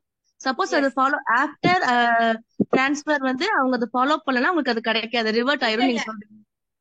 ஆஃப்டர் டிரான்ஸ்ஃபர் ஃபாலோ பண்ணலனாங்கிறது நீங்க கண்டிஷன் பிரசிடென்ட்டோட சேர்த்துட்டீங்க.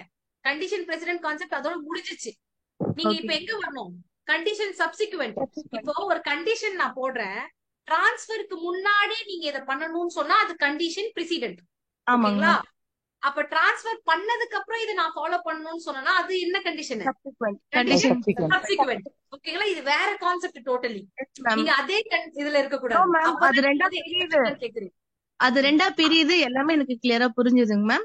அதோடைய எக்ஸம்ஷன் 26ஓட எக்ஸம்ஷன் 29 மாறுதான்னு கேக்குறேங்க மேம்.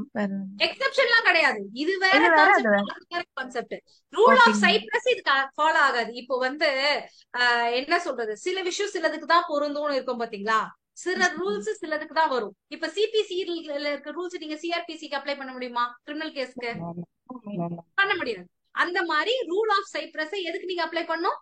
கண்டிஷன் பிரசிடென்ட்க்கு மட்டும் தான் பண்ணணும். கண்டிஷன் சப்சிக்வெண்ட்க்கு நீங்க அப்ளை பண்ண கூடாது. ஓகேங்களா? ரெண்டும் வேற வேற. ஓகேயா? புரியுதா? மேம் ஆ மேம் செக்ஷன் 10, 11, 12 வந்து இந்த கண்டிஷனல் டிரான்ஸ்ஃபருக்கு அப்ளை ஆகுதானுங்க மேம்? அந்த ரெஸ்ட்ரிக்டிவ் இன்ட்ரெஸ்ட் இருந்தா டிரான்ஸ்ஃபர் வந்து அந்த இன்ட்ரெஸ்ட்டை நம்ம இல்லங்கிற மாதிரியே கன்சிடர் பண்ணி அக்செப்ட் பண்ணிக்கலாங்கிறது இதுக்கும் அப்ளை ஆகுதானுங்க மேம்? அப்ளை ஆகும். ஆ சரிங்களா? ஓகே. ஆ இப்ப நீங்க 28 படிக்கணும். 28 படிச்சீங்கன்னா இன்னும் கிளாரிட்டி வரும் உங்களுக்கு. 28 நீங்க அப்புறமா படிச்சுக்கோங்க. அது அவ்வளவு இம்பார்ட்டன்ட் கிடையாது. ஓகேங்களா? இதுக்கப்புறம் எது இம்பார்ட்டன்ட் கிடையாதுன்ற செக்ஷனும் நான் உங்களுக்கு சொல்லிடுவேன். Okay okay done.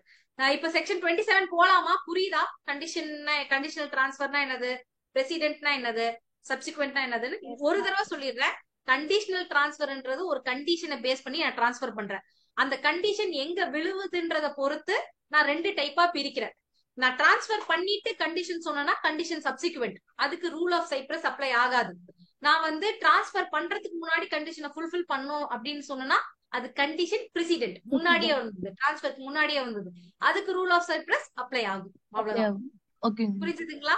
Okay. Yes ma'am. எனக்கு நல்லா மண்டையிலே இருக்குங்க எல்லாமே actually. Okay. So section 27, conditional transfer to one person coupled with transfer to another person, failure of prior interestல accelerate ஆயிடும் அப்படின்னு சொல்லி கொடுத்திருப்பாங்க. இப்படி படிச்சா செக்ஷனை படிச்சா லைட்டா புரியாத மாதிரி இருக்கும். இதுல ஒரு டாக்டரின் இருக்கு. சோ கான்செப்டோட நம்ம போயிடுவோம். ஓகேங்களா? செக்ஷன் 27ல டாக்டரின் ஆஃப் அசிலரேஷன் இருக்கு. அசிலரேஷன்னா என்னது? Moving forward. Okay, Moving. move on to another, ma'am. Okay. Science student யாராவது இருக்கீங்களா? அசிலரேஷன்னா ஏன்னு சொல்லுவீங்கன்னு நினைச்சேன். ஃபார்முலா சொல்லிடுவீங்கன்னு பயந்துட்டேன். ஓகே. சோ அசிலரேஷன்னா ஒண்ணும் இல்ல, வேகமா போயிடும், அவ்வளவுதான் அசிலரேஷன். சோ இவரு பாருங்க எப்படி அசிலரேஷன் கொடுத்து வேகமா போறாரு. அதுதான் டாக்டரின் ஆஃப் அசிலரேஷன். இப்ப எது வேகமா போகும் அப்படின்றதா உங்களுக்கு தெரியணும். என்னன்னா ஒரு டிரான்சாக்ஷன் இருக்கு, அந்த சேம் டிரான்சாக்ஷன்ல 2 டைப் ஆஃப் இன்ட்ரெஸ்ட் கிரியேட் பண்றாங்க. என்ன சொல்றாங்கன்னா, முதல்ல ஒருத்தருக்கு ஒரு இன்ட்ரெஸ்ட கிரியேட் பண்ணிடுறாங்க. சே ஃபார் எக்ஸாம்பிள் இவரே இருக்காருன்னு வச்சுக்கோங்க. இவரு ஒரே டிரான்சாக்ஷன்ல ஏன்னு ஒருத்தருக்கு ப்ராப்பர்ட்டி எழுதி வைக்கிறாரு. இப்ப ஏன்னு இருக்கிறவரோட ப்ராப்பர்ட்டி ஃபெயில் ஆனதுக்கு அப்புறம் பிக்கு போகும். சோ ப்ரையர் இன்ட்ரெஸ்ட் ஒண்ணு, அல்டீரியர் இன்ட்ரெஸ்ட் ஒண்ணு. ஆனா என்ன சொல்றாரு, ப்ரையர் இன்ட்ரெஸ்ட் ஃபெயில் ஆகும் போது அல்டீரியர் இன்ட்ரெஸ்ட் போயிடும் அப்படின்னு சொல்றாரு. அப்போ இந்த ப்ரையர் இன்ட்ரெஸ்ட் ஏதாவது ஒரு ப்ராப்ளம் வந்து ஃபெயில் ஆனா என்ன ஆகும்? அல்டீரியர் இன்ட்ரெஸ்ட்க்கு போகுமா போகாதா? போகாது மேம், ஃபெயில் ஆயிடும். ஃபெயில் ஆயிடும்னு படிச்சோம். ஆனா இங்க கண்டிஷனே என்னது, ஃபெயில் ஆயிட்டா அல்டீரியர் இன்ட்ரெஸ்ட் போகும். கண்டிஷன். அப்ப ஃபெயில் ஆயிட்டா இங்க என்ன ஆகும்? அடுத்ததுக்கு மூவ் ஆயிரும். சோ அவங்களோட கண்டிஷன் எப்படி இருக்குன்னு பாருங்க. உனக்கு வரும், ஆனா நீ ஏதாவது தப்பு பண்ணிட்டா உன்னோட அக்காக்கு போயிடும். அப்ப அங்க நடுவுல தப்பு நடந்துச்சுன்னா மொத்தமா போயிடுமா? இன்னொரு செக்ஷன்ல போகணும்னு சொன்னாங்க, இந்த செக்ஷன்ல போகாதுன்னு சொல்றாங்க மேம். அவ்வளவுதான். அதுதான் வந்து உங்களுக்கு கன்ஃபியூஷனா இருக்கும். ஆனா என்ன கண்டிஷன் சொல்றாங்கன்றதா ரொம்ப முக்கியம். இப்ப ராணி வந்து என்னன்னா, ராணி கூட பிறந்தவங்க ஒருத்தவங்க இருக்காங்கன்னு வச்சுக்கோங்க. அவங்க பேரு ராஜான்னு வச்சுக்கலாம். ஓகேங்களா? சோ நான் என்ன பண்றேன், ராணிக்கு ஒரு டிரான்சாக்ஷன் கொடுக்குறேன், ஒரு ப்ராப்பர்ட்டி ராணிக்கு. ராணி ஒழுங்கா அந்த ப்ராப்பர்ட்டிய பாத்துக்கிட்டாங்க அப்படின்னா ராணிக்கு அந்த ப்ராப்பர்ட்டி. ராணி ஒழுங்கா அந்த ப்ராப்பர்ட்டிய பாத்துக்கல, செவரு ஏதோ ஒரு இடிஞ்சு உழுகுது, அந்த மாதிரி ஏதோ ஒண்ணு பண்ணிட்டாங்கன்னா ராணியோட அண்ணன் ராஜாக்கு போயிடும் அப்படின்னு நான் சொல்றேன். இப்போ ராணி என்ன பண்றாங்க, ப்ராப்பர்ட்டியை ஒழுங்கா பாத்துக்கல, அவங்களுக்கு அந்த இன்ட்ரெஸ்ட் என்ன ஆகும்? ஃபெயிலியர் ஆயிடுச்சாங்க நடுவுல. அப்ப யாருக்கு போகும்? எனக்கு வருமா இல்ல ராஜாக்கு போகுமா? பிரதருக்கு போகும்.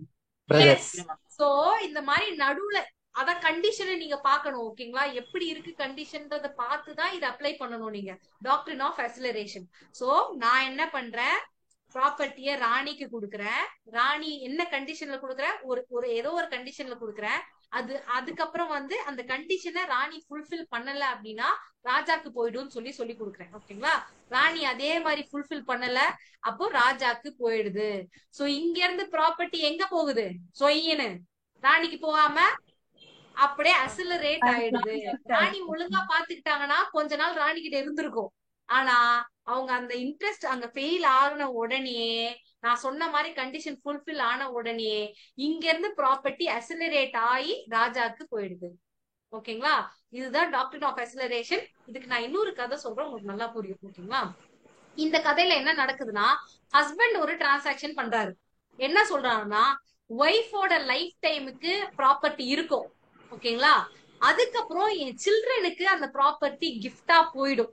எப்ப என் ஒய்ஃப் வந்து ஏதாவது ஒரு ப்ராப்ளம் வருதோ, இந்த டிரான்ஸ்பர்ல ஏதோ ஒரு ப்ராப்ளம், என் ஒய்ஃப்க்கு நான் லைஃப் இன்ட்ரெஸ்ட் டிரான்ஸ்பர் பண்ணிருக்கேன் இல்லையா, அதுல ஏதாவது ஒரு ப்ராப்ளம் வந்துச்சு அப்படின்னும் போது சில்ட்ரனுக்கு போயிடும். இல்லைன்னா லைஃப் டைம் வரைக்கும் அவங்களுக்கு இருக்கும், அதுக்கப்புறமா சில்ட்ரனுக்கு போகும் அப்படின்னு சொல்லிடுறாரு. இப்ப இந்த ஒய்ஃப் என்ன பண்றாங்கன்னா, அந்த ப்ராப்பர்ட்டி அந்த லைஃப் இன்ட்ரெஸ்ட ரெஜிஸ்டர் பண்ணாமே வச்சிருக்காங்க. அந்த ப்ராப்பர்ட்டிக்கு 100, அதாவது இம்மூவபிள் ப்ராப்பர்ட்டி, அது 100 ரூபாய்க்கு மேல வேல்யூ இருக்கு. இப்ப அதை ரெஜிஸ்டர் பண்ணணுமா பண்ணக்கூடாதா? பண்ணணும். எந்த செக்ஷன் சொல்லுது? செக்ஷன் 17. இவங்க வந்து அதை ரெஜிஸ்டரே பண்ணல. அப்ப என்ன ஆகும், நார்மலா பழைய செக்ஷன் வச்சு பார்த்தா அங்கேயே ஃபெயில் ஆயிடும். ஆனா இவர் என்ன சொல்லிருக்காரு, ஃபெயில் ஆச்சுன்னா என் குழந்தைக்கு போயிடும் அப்படின்னு சொல்லியிருக்காரு. அப்ப நம்ம எதை அப்ளை பண்ணணும்? சில்ட்ரனுக்கு கிஃப்டா கொடுக்கறது அப்ளை பண்ணணும், ஃபெசிலிட்டேஷனை அப்ளை பண்ணணும் நீங்க. ஓகேங்களா, சோ இந்த இடம் ஃபெயில் ஆகும் போது டைரக்டா சில்ட்ரனுக்கு அந்த ப்ராப்பர்ட்டி போயிடுது. இதுதான் டாக்ட்ரின் ஆஃப் அக்ஸலரேஷன். புரியுதுங்களா? ஓகே. கொஞ்சம் காம்ப்ளிகேட்டடா இருக்கிற மாதிரி இருக்கும். நீங்க போய் செக்ஷனை படிங்க. கண்டிப்பா வந்து பேராக்ட் இருந்தா டவுன்லோட் பண்ணிக்கோங்க, சப்போஸ் வாங்கலன்னா. சரிங்களா, அந்த செக்ஷன் எல்லாம் படிச்சுட்டு டாக்ட்ரின் ஆஃப் அக்ஸலரேஷன்னா என்னன்னு கூகுள்லயும் தட்டி பாருங்க, உங்களுக்கு இன்னும் கொஞ்சம் நல்லா புரியும். அடுத்த கிளாஸ்க்கு வாங்க, ஏதாவது டவுட் இருந்தா கேளுங்க. அதே மாதிரி செக்ஷன் 12, 10, 11 இதெல்லாம் ஏதாவது டவுட் இருந்தா இப்ப கேளுங்க, எனக்கு ரீட் பண்ணிட்டு வந்திருப்பீங்கன்றனால கேட்கு. செக்ஷன் 10 வந்து அகேன்ஸ்ட் என்னது, கண்டிஷன் ரெஸ்ட்ரைனிங் அகேன்ஸ்ட் alienation. 11 வந்து என்ஜாய்மெண்ட் மட்டும், அகேன்ஸ்ட் இன்ட்ரெஸ்ட். ஓகேங்களா, ஏலியனேஷன்ல பத்தி தான் பேச மாட்டாங்க. 12 வந்து attempt to alienation. Interest determinable to the interest created. என்னதுக்கு, இன்சால்வென்ட் ஆனா இல்லனா attempted to alienation.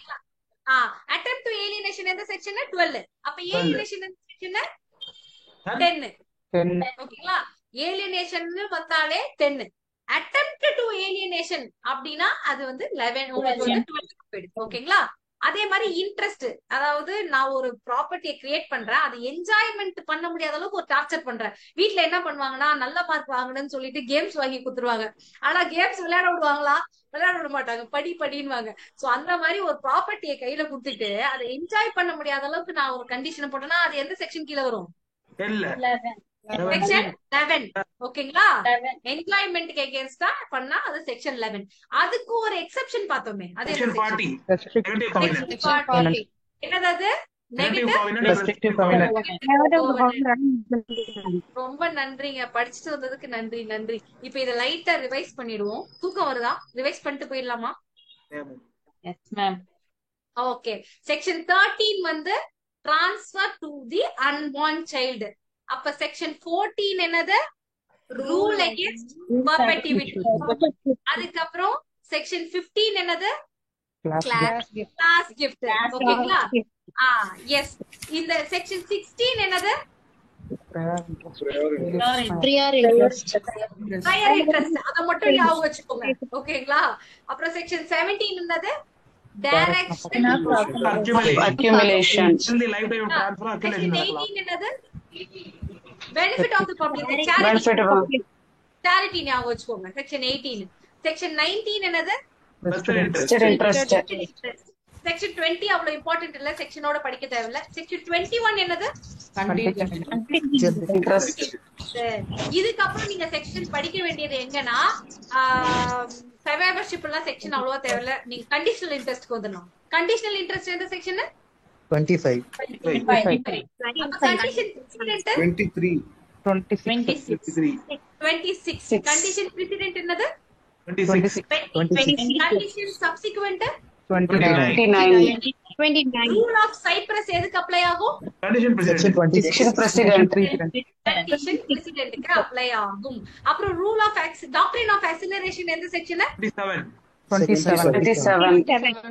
நீங்க தெரிஞ்சுக்கிட்டா போதும். இந்த ஸ்பேன்ல 34 வரைக்கும் நான் போட்டிருப்பேன். மத்த எந்த செக்ஷனும் இம்பார்ட்டன்ட் கிடையாது.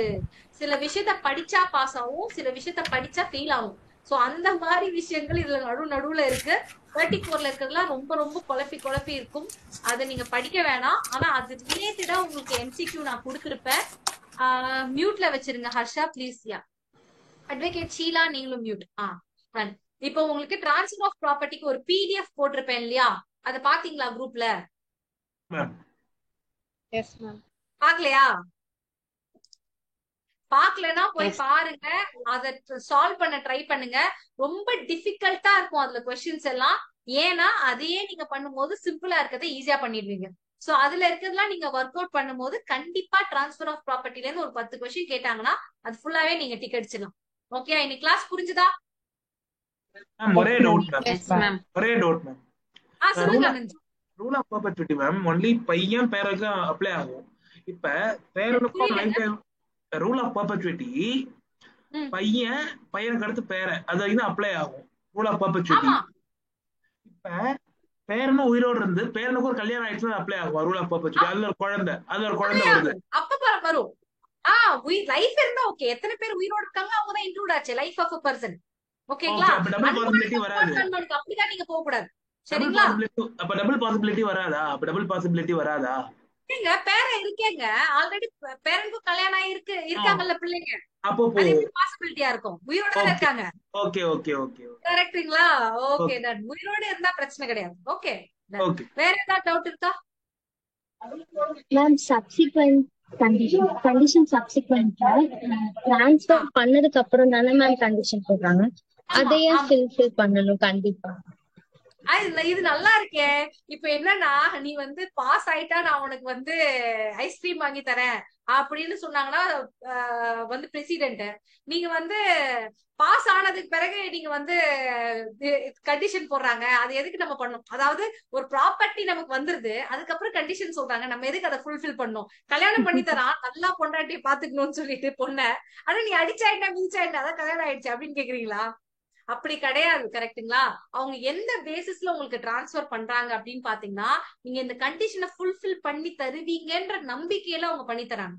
சோ அந்த மாதிரி அவங்க பண்ணும்போது நீங்க கண்டிஷனை ஃபுல்ஃபில் பண்ணணும். அப்படி பண்ணல அப்படின்னும் போது என்ன கான்செப்ட் நியாயப்படி என்னன்னா, நீங்க அவங்களை ஏமாத்திடுறீங்க இல்லையா? அதனால திருப்பியுமே அவங்களுக்கு ப்ராப்பர்ட்டி போயிடும். அதுதான் அதோட கான்செப்ட்.